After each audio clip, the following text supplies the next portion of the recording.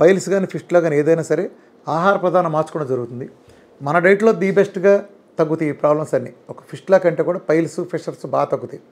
ఎందుకంటే డైట్లో వచ్చేది కోకోనట్ ఆయిల్, నాన్ వెజ్ ఉన్నది కోకోనట్ ఆయిల్ ఫుల్గా ఉంటుంది.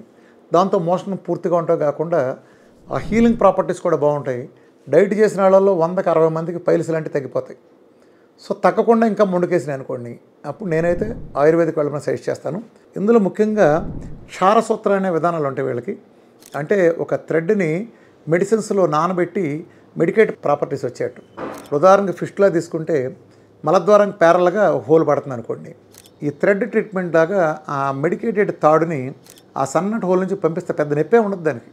లోపల పంపించి యానస్ దగ్గర తీసుకొచ్చి చిన్న ముడేస్తారు. సో అలా కొన్ని రోజుల పాటు ఆ మెడికేటెడ్ తాడు ద్వారా స్లోగా మెడిసిన్ ఆ చుట్టుపక్కల మొత్తం ఆ ఊండంతా ఉండి అక్కడ ఆ మందు ఉంటుంది. అక్కడ మ్యాక్సిమం 2-3 సిట్టింగుల్లోనే అది పూడిపోతుంది. ఆ రంధ్రం ఏదైతే ఉందో న్యాచురల్గా పూడిపోతుంది. లాస్ట్ దాకా లాగేస్తారు. చేత్తో తీసినట్టు పర్మనెంట్గా పోతుంది. ఓన్లీ ఆయుర్వేద.